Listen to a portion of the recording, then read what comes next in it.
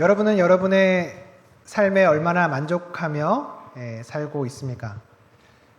대부분의 사람은 자기의 삶에 만족하기보다는 무언가 부족하다고 또 생각하며 살기가 쉽습니다. 오늘 이 고라와 다단과 아비람의 이 반역 가운데 본문을 보면 이제 이 모세와 이 반역하는 사람들과의 대화 가운데 많이 등장하는 단어가 enough입니다. 충분한가? enough.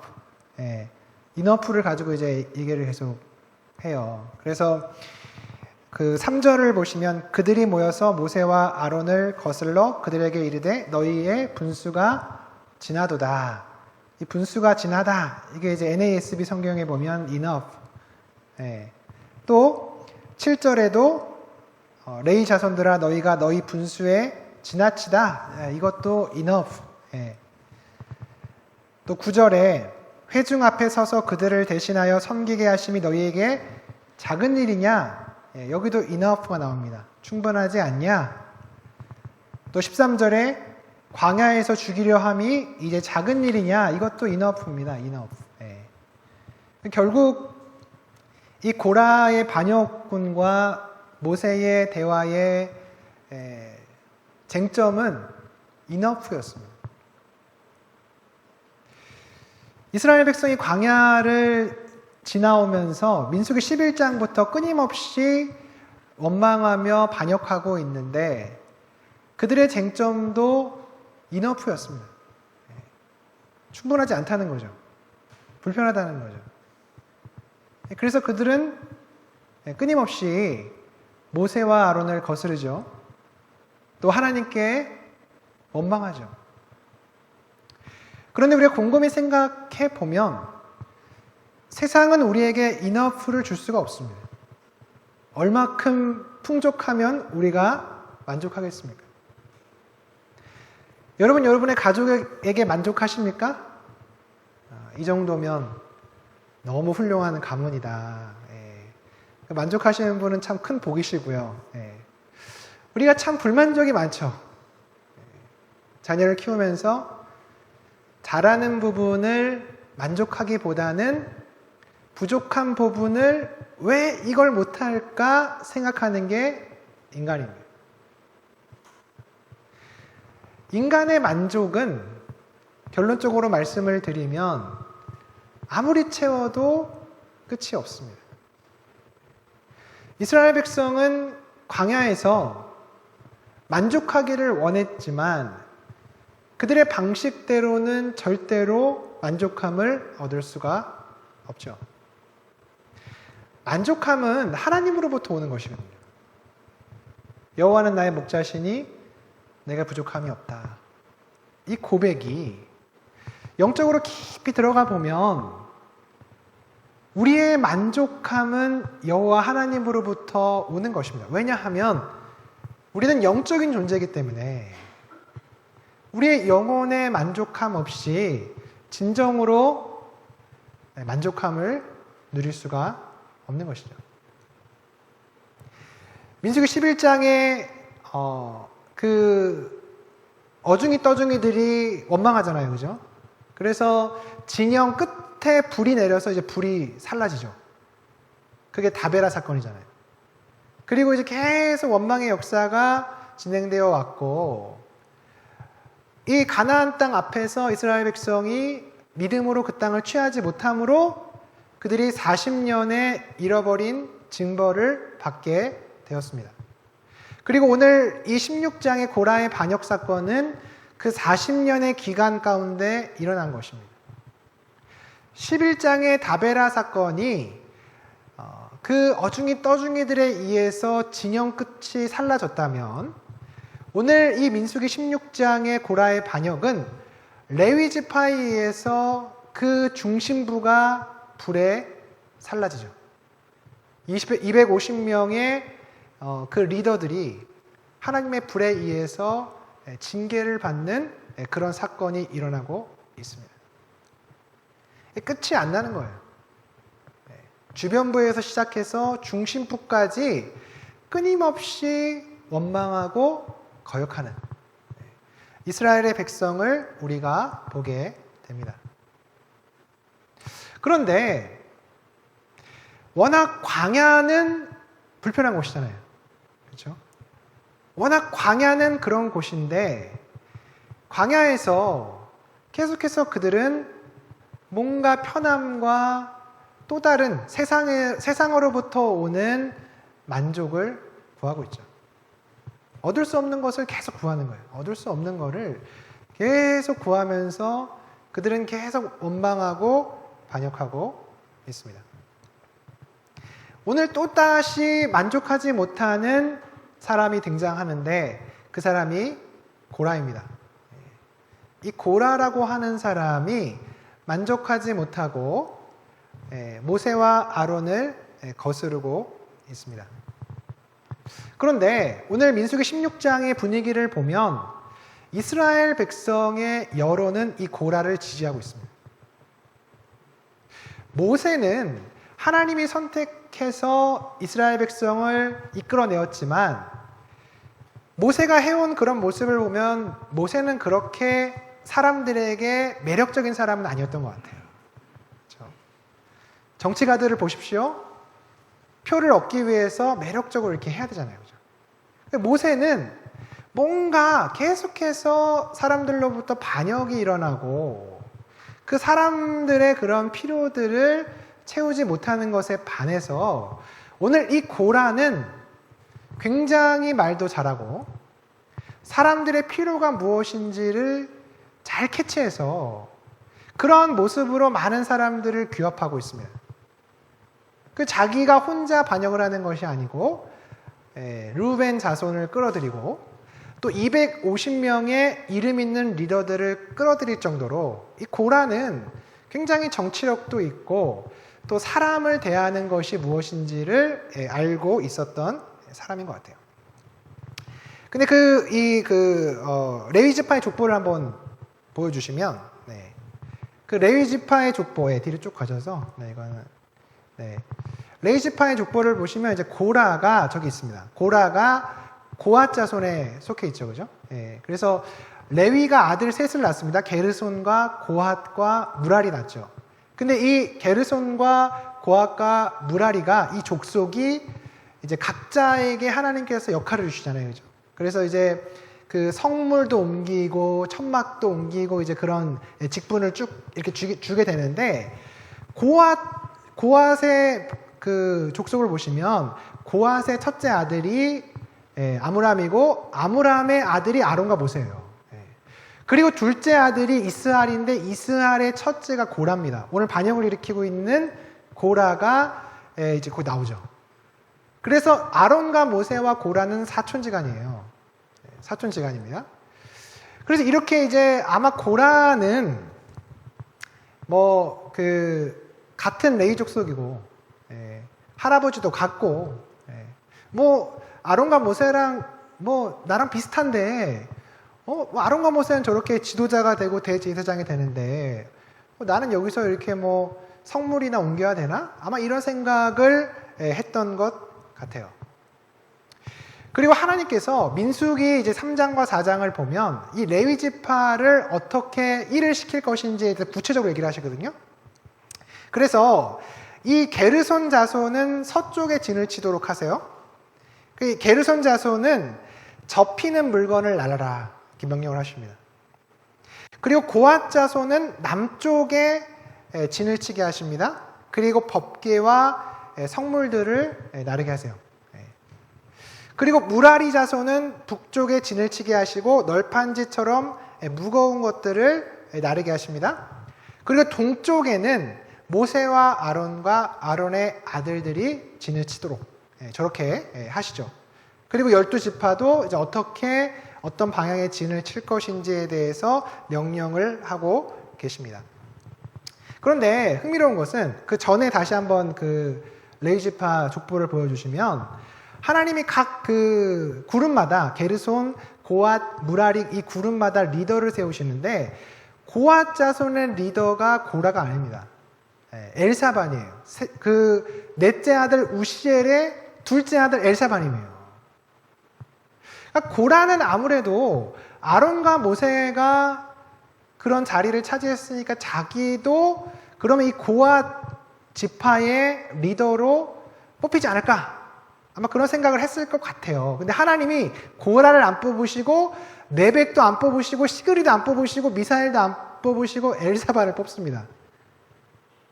그럼 뭐 하나님 마음이죠, 그죠?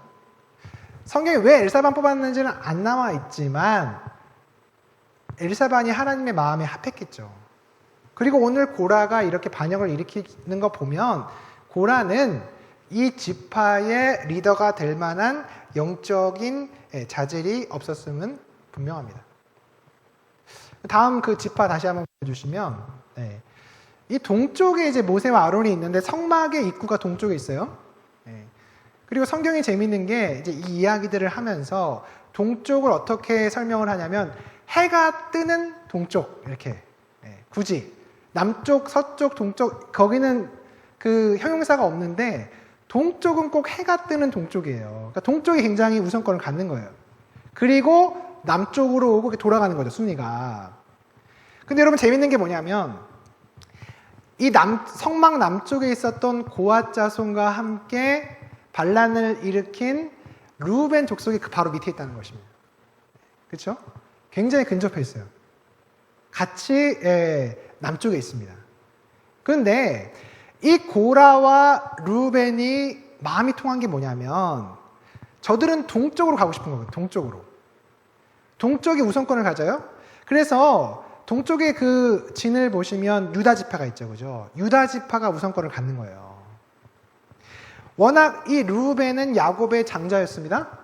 장자가 원래 우선권을 갖는 것인데 이 루벤이 장자의 권한을 빼앗겨요. 그 창세기 49장 3절 4절을 보여주시면 루벤아 너는 내 장자요 내 능력이요 내 기력의 시작이라 위풍이 월등하고 권능이 탁월하다마는 물에 끄는 같았은즉 너는 탁월하지 못하리니 내가 아버지의 침상에 올라 더럽혔음이로다 그가 내 침상에 올랐도다. 이 르우벤이 야곱의 첩인 빌하와 잠자리를 합니다. 그래서 저주를 받죠. 그래서 장자권을 빼앗겨요. 그래서 아까 지파를 다시 보여주시면 워낙 저 유다의 자리에 르우벤이 가야 되는데 밀린 거예요. 남쪽으로. 그래서 오늘 이 반란은 남쪽에 텐트 친 사람들이 동쪽에 텐트 친 사람들을 부러워하는 거죠. 저 동쪽에 가고 싶은데 해 뜨는 곳. 그래서 이 모세와 아론이 동쪽에 그 장막을 철화할 때 해 뜨는 동쪽 얘기하는데 유다 얘기할 때도 또 해 뜨는 동쪽 또 나와요. 유다가 이 르우벤을 대신하게 됩니다. 민수기 1장 20절, 26절을 이렇게 보여주시면 그렇죠? 이스라엘의 장자 르우벤. 민수기 1장과 26장에 이스라엘 백성 계수하잖아요. 두 번 계수하는 게 1장과 26장에 나오는데 민수기 1장에 처음 등장하는 게 그 계수할 때 처음 등장하는 게 르우벤이긴 해요. 그러면서 또 장자라고 계속 얘기합니다. 26장에도 르우벤을 계수할 때 장자라고 써줘요. 근데 문제는 뭐냐면 장자인데 순서가 바뀝니다. 다시 다음 슬라이드 보여주시면 한 번 더 넘어가시고 2장 동방 해 돋는 쪽의 진칠자는 그 진영별로 유다의 진영의 군기에 속한 자다. 장자는 르우벤이지만 해 뜨는 동쪽에 진을 치는 거는 유다다. 또 선두로 유다 자손의 진영의 군기에 속한 자들이 행진한다. 유다가 맨 앞에 가는 거예요. 행진할 때도 맨 앞에 가는 거예요. 그래서 비록 르우벤은 장자였지만 범죄함으로 그것을 뺏깁니다. 그리고 민수기 26장 9절 11절을 보여주시면 민수기 26장에 두 번째로 그 이스라엘 백성 계수할 때 오늘 민수기 16장의 사건을 등장시켜요. 굳이. 다단과 아비람이라 이 다단과 아비람은 회중 가운데서 부름을 받은 자들이니 고라의 무리에 들어가서 모세와 아론을 거슬렀다. 민수기 26장의 숫자를 세는데 굳이 민수기 16장의 사건을 서론처럼 등장시켜요. 그러면서 결론적으로는 이 르우벤의 숫자가 줄어들어요. 첫 번째 개수보다 두 번째 개수가 줄어듭니다. 다음 표를 보여주시면 네. 민수기 1장의 첫 번째 조사에서는 46,500명이었거든요. 루벤이. 근데 두 번째 조사에서는 43,730명으로 줄어듭니다. 그리고 첫 번째 조사에서 가장 많은 인원이 유다예요. 유다. 74,600명. 가장 세력이 많죠. 그죠? 그런데 두 번째 조사도 유다가 제일 많습니다. 뭐 이 순위가 그렇게 중요하냐 이렇게 생각할 수 있겠지만 고대 근동에서 여러분 이 사람의 수, 그죠? 자녀를 많이 낳는 거 이것은 굉장히 하나님의 축복이었거든요. 세력이 펼쳐지는 거, 그죠? 그래서 저 르우벤은 첫 번째 조사에서는 7번째로 숫자가 많았는데 두 번째 조사에서는 9번째로 떨어져요. 그리고 민수기 26장 아까 제가 보여드렸던 그 고라 사건을 쓰고 있는 이유는 그들의 반역 때문에 저렇게 숫자가 줄었다는 거예요. 땅속에 삼켜졌잖아요, 그죠? 그래서 아마 그 정도의 숫자가 줄어든 것 같습니다. 고라와 이 르우벤 자손인 다단과 아비람은 이런 면에서 같은 마음을 갖고 있었어요. 동쪽을 바라보는, 원래 저기는 내 자리인데 나는 여기에 있는 게 충분하지 않은데 왜 내가 여기 있지? 그들이 그렇게 똑같이 생각했습니다. 그리고 그 배치도 남쪽에 비슷한 곳에 있었습니다. 그래서 그들이 모세를 향해서 반기를 들고 있습니다. 그래서 오늘 고라와 이 아비람의 반역을 보면 이들이 굉장히 치밀하게 준비했다는 것을 보게 돼요. 그런데 흥미로운 것은 오늘 16장 1절에 어떻게 시작을 하냐면 레위의 증손 고핫의 손자 이스할의 아들 고라와 르우벤 자손 엘리압의 아들 다단과 아비람과 벨렛의 아들 온이 당을 졌다 이렇게 됐잖아요. 근데 이게 워낙 히브리서에 보면 당을 지었다가 아니라 테이크 이렇게 됐습니다. 취했다 이렇게 됐어요. 이 사람들이 모여서 취했죠. 뭘 취했습니까? 2절에 250명의 이름 있는 리더들을 취한 거예요. 이 주동 세력이 반란을 일으켜야 되는데 자기들끼리 회의를 했겠죠. 근데 우리 4명으로는 이게 충분치 않다. 우리에게 동조하는 유력한 사람들이 필요하다. 그래서 250명의 이름 있는 리더를 취하잖아요. 근데 이제 우리 개역개정에는 당을 짓다 이렇게 되어 있는데 히브리어에는 취했다 이렇게 되어 있습니다.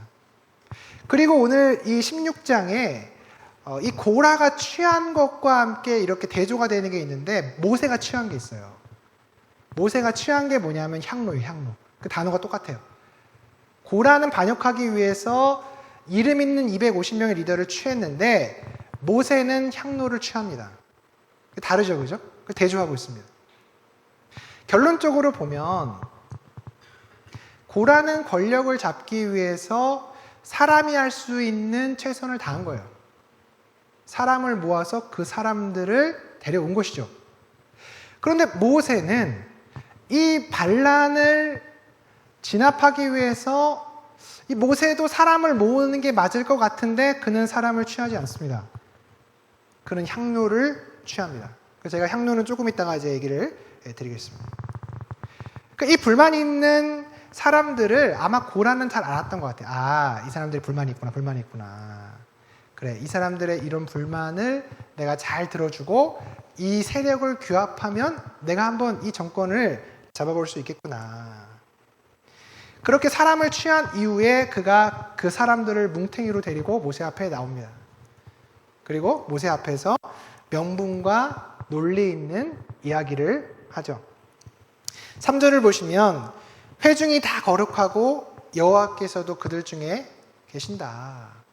회중이 다 거룩하고 그래서 출애굽기 19장 9절 보면 내가 너희를 하나님 그러잖아요. 내가 너희를 거룩한 나라로 삼겠다.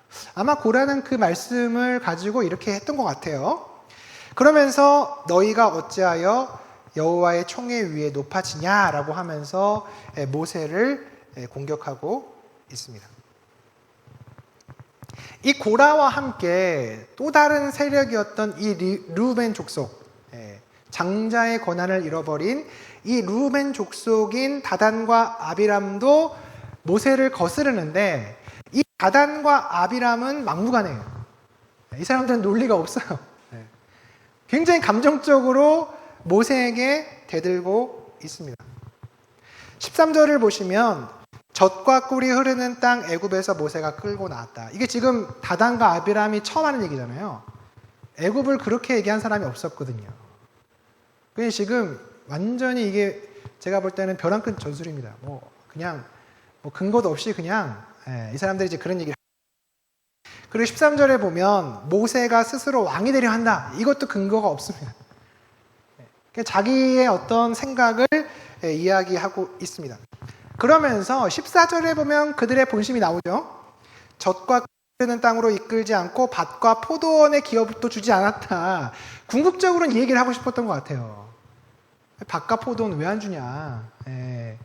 그 얘기를 하면서 네가 이 사람들의 눈을 빼렸느냐 이렇게 얘기합니다. 근데 이게 네가 이 사람들의 눈을 빼렸느냐 이게 뭐냐면 우리식으로 말하면 너 사기꾼이다 이 얘기입니다.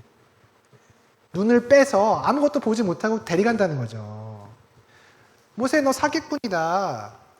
그러면서 모세가 이 다단과 아비람을 불러요. 불러서 얘기하려고. 니네가 지금 이렇게 하는 게 이너프하냐? 충분하냐? 너 잘못한 거 아니냐? 얘기하려고 부르는데 안 오죠. 이 다단과 아비람은 정말 벼랑을 타고 계속 가고 있습니다. 그래도 모세는 하나님이 세우신 지도자잖아요. 그리고 여기까지 이끌어온 지도자인데 그 지도자의 소환에 그들이 불응하고 있습니다. 처음에 고라가 논리정연하게 모세를 공격했을 때 모세도 논리정연하게 답변을 해요. 그런데 다단과 아비람이 무턱대고 그냥 막무가내로 막 얘기하고 오라고 그러는데 오지도 않고 사람 통해서 이런 말 하니까 모세가 굉장히 분노하죠. 그러면서 이런 위기의 상황을 모세가 어떻게 뚫고 가고 있는지가 우리에게 굉장히 인상적입니다. 오늘 이 고라와 루벤 자손 다단과 아비람 가운데 열등감이 있었던 거잖아요. 나는 동쪽에 있고 싶은데 난 왜 남쪽에 있느냐. 이런 열등감이 있었던 거잖아요. 그런데 워낙 모세가 열등감 원조입니다. 그죠? 출애굽기를 보면 하나님이 모세를 부르실 때 모세가 네, 가겠습니다 이렇게 했습니까? 아니죠. 계속해서 거절하죠. 저는 말을 잘 못합니다. 혀가 둔한자입니다. 못 갑니다. 그러니까 하나님이 너 형 아론 있지 않냐. 너 형 아론이 말 잘하니까 형 붙여줄 때는 같이 가라. 계속 거부하다가 뭐라고 말해요? 보낼 만한 자를 보내소서. 저는 그런 그릇이 아닙니다. 저는 애굽에 가서 이스라엘 백성들을 이끌어낼 만한 그런 지도자감이 아닙니다. 마지막 그렇게 하니까 하나님 화내시잖아요. 모세한테. 워낙 열등감의 원조는 모세였습니다. 그런데 오늘 16장을 보면 출애굽기 3장에 그 열등감의 모세가 없어요. 그는 굉장히 차분하게 적극적으로 이 문제를 해결하고 있어요. 그리고 모세가 이 문제를 해결하는 중추에는 기도가 있습니다. 오늘 고라가 이 사람들을 뭉텅이로 끌고 와가지고 모세 앞에서 모세를 비난하고 모세를 거스렀을 때 모세가 그 고라의 말에 바로 답하지 않습니다. 그가 첫 번째 행동했던 거는 뭐냐면 엎드린 거예요. 여러분 그 상황을 한번 상상해 보세요. 250명이나 되는 리더들, 이름 있는 리더들을 다 데려와가지고 모세를 면박 주는 거잖아요. 당신이 이렇게 하면 되냐 이러면서 면박을 주는데 그 앞에서 웬만한 사람이면 바로 대응을 했을 것 같은데 그렇게 하지 않아요. 말을 하기 전에 모세가 엎드리죠. 그가 엎드려서 기도하면서 이 위기를 어떻게 뚫고 갈 것인지에 대한 고민을 합니다. 민수기를 보면 모세가 엎드렸다는 장면이 한 5군데 정도 나오는데 오늘 16장에 가장 많이 엎드렸어요. 3번이나 엎드렸습니다. 모세가. 민수기 11장부터 이 이스라엘 백성의 반역 가운데 모세의 모습은 어떤 면에서는 조금 미미했습니다. 적극적으로 그 문제들을 해결하기보다는 뭔가 하나님이 그 문제들을 해결해 주시긴 했지만 모세도 약간 미온적인 태도를 취할 때도 있었죠. 그리고 너무 힘들어서 하나님, 내가 이들을 배웠습니까? 낳았습니까? 내가 이들을 왜 키워야 됩니까? 죽여주십시오 했잖아요, 모세가. 그런 모세가 오늘 민수기 16장을 보면 굉장히 달라졌어요. 우리 모세가 달라졌습니다. 네. 그가 엎드리고 있어요. 열등감이라고 하면 자기의 주특기인데 그 주특기가 다 사라지고 굉장히 적극적으로 이 문제 앞에서 하나님께 나아가고 있습니다. 그리고 또한 그는 적극적으로 고라와 논쟁을 벌이고 있고 다단과 아비람과 논쟁을 벌이고 있습니다. 제가 오늘 본문을 보면서 재미있었던 것은 고라와 다단을 오라고 사람을 보내잖아요. 근데 이 사람들이 안 와요? 이상한 얘기하고, 그죠? 안 와요? 근데 모세가 찾아가요. 그래, 안 와? 그러면 너네 끝이야. 이게 아니고 모세가 다단과 아람을 25절에 보면 찾아갑니다. 또 얘기해요. 저는 16장의 말씀을 곰곰이 묵상해 보면 모세는 고라와 다단과 아비람이 미웠겠지만 그들이 돌아오기를 바랬다고 저는 생각이 돼요. 왜냐하면 이 오늘 본문에 향로를 잡아라. 그래, 그럼 누가 정말 하나님이 택하신 자가 누군지, 누가 거룩한지 향로를 잡고 우리가 한번 테스트해보자. 이 얘기를 하는데 그 향로 대결을 바로 하자고 얘기하지 않아요. 내일 하자는 거예요. 내일. 내일이라는 단어가 많이 나와요. 내일 하자, 내일. 그럼 생각해 보시죠, 여러분. 지금 250명을 데리고 반란이 일어났습니다. 구테타가 일어났어요. 그러면 이 구테타가 일어난 하루 사이에 어떤 일이 벌어질지 어떻게 알겠어요? 빨리 처리해야 되잖아요. 빨리. 이거 뭐 어떻게 그냥 당장 사람을 동원하든지 어떻게 해서 이 문제를 빨리 해결해야 되는데 모세가 내일 보자는 거예요. 모세가 시간을 주고 있는 거예요. 한번 생각해봐라. 너희가 생각이 맞냐, 그게. 모세가 시간을 주고 있습니다. 그런데 그 시간을 줌에도 고라와 다단과 아비람은 마음을 돌이키지 않습니다. 조금 이따 볼 텐데 마음을 돌이킨 사람이 있었어요. 그 시간 가운데. 그 장막을 떠난 사람들이 있었습니다. 그런데 고라와 다단과 아비람은 그 장막을 떠나지 않습니다. 모세는 광야를 지나가면서 처음에 하나님이 모세를 불렀을 때 그런 열등감과 부족함은 다 사라지고 정말 하나님이 사용하시는 하나님의 지도자가 되어 있습니다. 광야를 지나면서 수많은 반란과 거역들을 그가 지나가면서 그냥 지나갔던 게 아니라 모세는 그 안에서 하나님이 어떻게 그 일들을 하시는지 봤던 것이에요. 그리고 이 모든 일의 키는 하나님에게 있다는 것을 그가 깨달았던 것입니다. 모세가 다뤄진 거예요. 하나님 안에서, 광야 속에서. 흥미로운 것은 무엇입니까? 똑같이 광야를 지나갔습니다. 모세도 지나가고 아론도 지나가고 고라도 지나가고 다단과 아비람도 지나갔어요. 똑같은 사건을 겪었습니다. 그런데 어떤 사람은 하나님 앞에 다루어져서 어디에 이너프가 있는지를 깨달았죠. 그런데 고라와 이 르우벤 족속은 똑같이 광야를 지나가는데도 깨닫지 못하는 거예요. 여전히 머물러 있습니다. 그들의 풍족함이 자리와 밭과 포도원에서 올 거라고 여전히 생각하는 거예요. 우리 인생도 마찬가지지 않습니까? 광야 같은 인생을 똑같이 살아가는데 여러분 보십시오. 어떤 사람은 하나님 앞에서 다루어집니다. 풍족함이 하나님으로부터 온다는 것을 깨달은 사람은 똑같은 광야를 지나가도 다른 삶을 살아갑니다.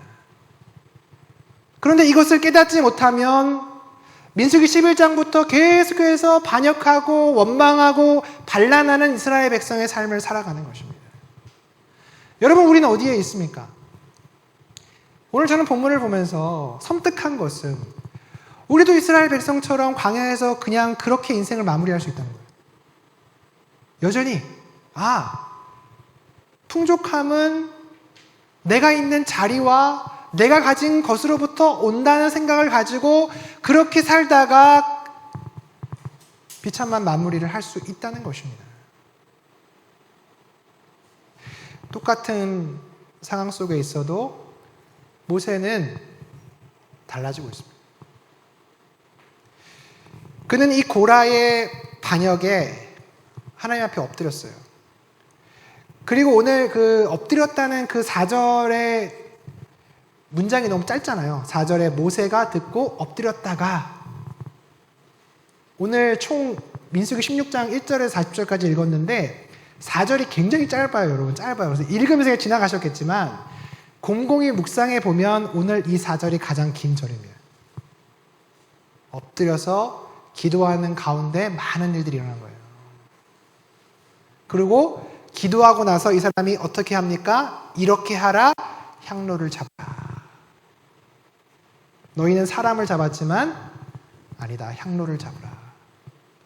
그래서 이 향로 대결을 이야기합니다.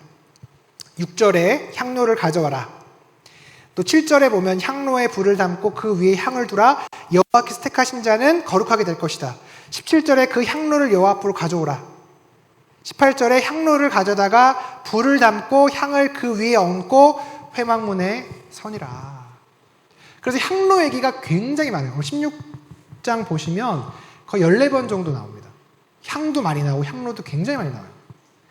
그리고 이 고라에게도 가서 이 향로 얘기하는데 다단과 아비람에게 가서도 향로 얘기하고 향로 얘기 계속합니다. 그러면 이 향로가 왜 중요한가? 그 성막 그림을 한번 보여주시면, 이게 이제 성막이잖아요. 그래서 저 9번이 분향단입니다. 저 9번에서 아침 저녁으로 아론이 가서 이제 향을 올리는 거예요. 그리고 3이 이제 커튼이 쳐져 있는데 1년에 한 번씩 저 1번 지성소로 들어갈 때 향로에다가 향을 담아서 들어가요. 그래서 출애굽기 33장 20절, 23절을 좀 보여주시면,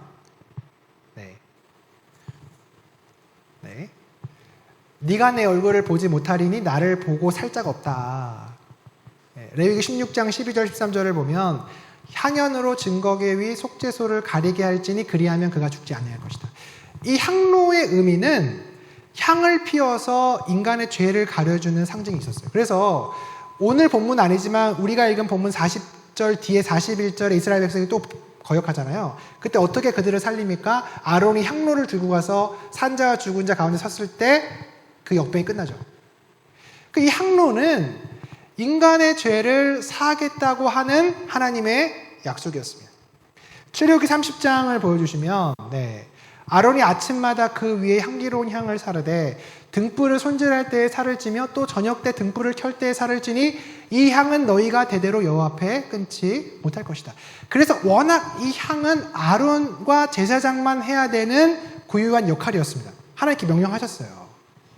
그리고 34절, 38절 보시면 이 굉장히 거룩하다. 그래서 이런 향을 만드는 자는 백성 중에서 끊어질 것이다.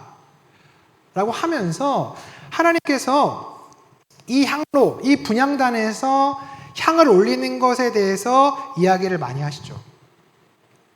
그리고 실제로 레위기 10장을 보시면 아론의 두 아들이 다른 불을 들였다가 죽습니다. 아론의 아들 나답과 아비후가 각기 향로를 가져다가 여호와께서 명령하시지 아니하신 다른 불을 담아 여호와 앞에 분향하였더니 불이 여호와 앞에서 나와 그들을 삼키매 그들이 여호와 앞에서 죽은지라.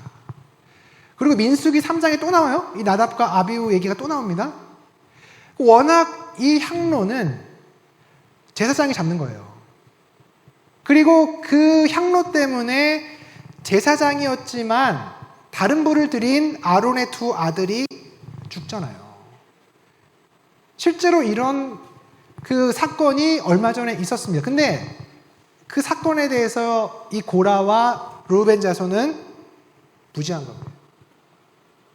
성경을 보면 이 향로를 붙잡으려고 하는 많은 사람들이 있었는데 그 중에 한 명이 역대하 29장을 보여주시면 우시야가 교만해서 손으로 향로를 잡고 분향하려 하다가 화를 내니 그가 제사장에게 화를 낼 때 여호와의 전 안 향단 곁 제사장 앞에서 그의 이마에 나병이 생긴지라. 그 향로를 붙잡으려고 또 하다가 또 죽습니다. 이마에 나병이 생겨요. 그리고 별궁에 갇혀서 쓸쓸하게 우시아가 자기의 삶을 마감하거든요. 여러분, 성경을 보면 이러한 사건들이 앞에 있었음에도 불구하고 교훈을 삼지를 못해요. 하나님의 말씀에 율법에 분명히 기록하였음에도 불구하고 그들은 기억하지 못합니다. 똑같이 반복되는 거예요. 모세가 엎드렸다가 이 향로를 생각합니다. 결국 거룩하다는 것은, 하나님께 택함을 받았다는 것은 하나님이 결정하시는 거잖아요. 아무리 많은 사람을 데려와서 그 사람들이 옳다고 해도 그 옳다고 인정한 사람이 하나님의 사람이 되는 게 아니에요. 하나님이 인정하셔야 그 사람이 하나님의 사람이 되는 것입니다. 그러니까 모세가 고라는 많은 사람을 가지고 자기가 인정을 받기를 원했지만, 모세는 하나님께 이 문제를 가지고 가는 것이에요. 향로를 들고 와라. 그래서 누가 하나님이 택하신 거룩한 자인지를 보자. 이렇게 대결을 하고 있습니다. 그리고 결과적으로 고라와 다단과 아비람이 심판을 받죠. 그래서 30절, 32절, 34절을 보시면 땅이 갈라지고 삼킴을 당한 고라와 다단과 아비람. 또 35절을 보시면 여호와의 불이 나와서 향로를 들고 있는 250명을 불살라버립니다. 그들의 반역은 여호와 하나님에 의해서 진압이 돼요. 하나님이 이런 이스라엘 백성을 보면서 정말 답답하셨던 것 같아요. 그래서 36절에 40절을 보면 이 250개의 향로를 가지고 두들겨 펴서 제단을 만들라는 거잖아요. 하나님의 말씀을 기억하지 못하고 그 하나님의 말씀을 기억하지 못해 죽었던 나답과 아비후를 기억하지 못하고 그런 이스라엘 백성을 보면서, 그러면 이 향로를 다 두들겨가지고 제단을 쌓아라. 그래서 너희 표로 삼아라. 너희 교훈으로 삼아라. 하나님을 거역하는 자들의 최후가 이렇게 된다는 것을 기억하라고 하나님께서 말씀하고 계십니다. 사랑하는 성도 여러분, 하나님이 하나님으로부터 오는 풍부함과 충족을 깨닫지 못하는 인생은 광야를 사는 것이 어려울 수밖에 없습니다. 하나님의 말씀을 기억하지 못하는 백성은 광야에서 끊임없이 반역하고 원망하고 거역할 수밖에 없습니다. 이 시간에 우리가 한번 생각해 봤으면 좋겠습니다. 나는 어디에 서 있는가? 나는 어떤 모습으로 하나님 앞에 있는가? 내가 이 광야 같은 세상을 살면서 힘든 이유가 정말 하나님 때문인지, 아니면 그 하나님의 말씀을 기억하지 못하는 나 때문인지 한번 곰곰이 생각해 보시기를 부탁드립니다. 오늘 이렇게 하나님의 말씀을 기억하지 못한 고라와 그의 일당들은 처참한 최후를 맞이하고 있습니다. 그런데 이러한 상황 가운데 살아남은 사람들이 있는데, 여러분 1절에 보시면 그 온이라고 하는 사람, 벨렛의 아들 온이라고 하는 사람도 원래는 이 반란을 일으킨 그 지도부에 들어갔던 사람이에요. 근데 그 뒤에 안 나와요. 온이 안 나와요. 그리고 민수기 그 26장에도 안 나와요. 10장에도 안 나와요. 그러니까 지금 성경이 1절에는 이 온이 있었는데 하루 만에 이 사람이 고라의 장막을 이탈했습니다. 왜 이탈했는지, 어떤 심경이 있었는지는 쓰고 있지 않지만 분명한 것은 이탈했어요. 그래서 망함의 그 고라의 장막 안에 있지 않았습니다. 또 성경을 보면 고라의 자손들이 나오죠. 고라의 자손. 그래서 이 다단과 아비람은 너무 안타까운 게 그는 자기의 처와 유아까지 데리고 그냥 땅속으로 들어가 버리잖아요. 근데 고라의 아들들은 같이 있었다는 내용이 없어요. 그리고 실제로 뒤에 보면 성경에 보면 이제 고라의 자손에 대한 이야기들이 굉장히 많이 나옵니다. 여러분 너무나 잘 아는 시편 42편이 고라 자손의 시편이잖아요. 그죠? 사슴이 시냇물을 찾기에 갈급함 같이 그게 고라 자손의 시편이잖아요. 그리고 역대하를 보면 이 사람들이 성전에서 빵 굽는 사람도 되고 또 찬양하는 사람도 되고 이 고라의 자손들이 남아서 굉장히 중요한 역할들을 하게 돼요. 그래서 이 고라의 아들들은 고라의 장막을 이탈했습니다. 망하지 않았어요. 여러분, 인간이 어리석은 것은 하나님은 우리에게 기회를 주십니다. 그 장막을 떠나라. 고라와 다단과 아비람의 장막을 떠나라. 말씀을 주시고 시간을 주시고 그래서 그렇게 망하지 않기를 원하시지만 어리석은 자는 누굽니까? 끝까지 그 길을 가는 것입니다. 끝까지 그 자리를 유지하는 것입니다. 그래서 그렇게 망하는 것을 선택하고 있는 고라의 자식들을 보게 됩니다. 민수기를 우리가 계속해서 보고 있는데 저는 민수기 처음에는 좀 이해가 안 갔어요.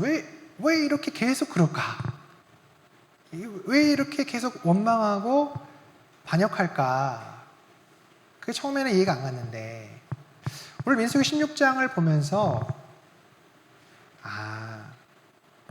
하나님으로부터 그 충분함이 온다는 것을 인지하지 못하고 하나님의 이야기 속으로 우리의 이야기가 들어가지 않는 사람은 결단코 하나님을 영적으로 볼 수가 없구나. 여러분, 고라와 다단과 아비람은 자기의 이야기 속에 하나님을 자꾸 끌어들이는 거예요. 자기 생각이 있습니다. 풍부한 건 이 정도 돼야 풍부해. 내가 저 동쪽에 가서 저 자리를 차지해야 내가 이너프한 거야. 자기 생각이 있어요. 그리고 그 생각에다가 하나님을 끌어들여요. 여호와의 백성이 거룩하고 총회가 거룩한데 네가 왜 그러냐. 여러분, 하나님의 말씀과 하나님의 이야기 안에 우리가 들어가야 되는 거예요.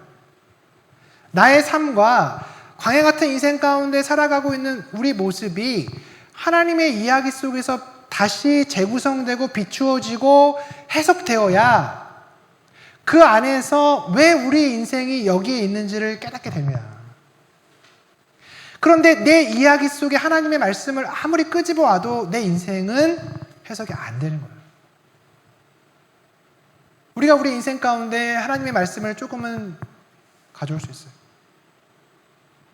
내 생각이 있고 그 생각에 덧붙여지는 어느 정도의 하나님의 생각을 가져올 수는 있지만 절대로 그 정도로 우리의 인생이 해석되지 않습니다. 사랑하는 성도 여러분, 우리는 광야에 있죠. 광야는 불편하죠. 충분하지 않죠. 그런데 그렇게 보는 것은 고라와 다단과 아비람이 보는 관점입니다.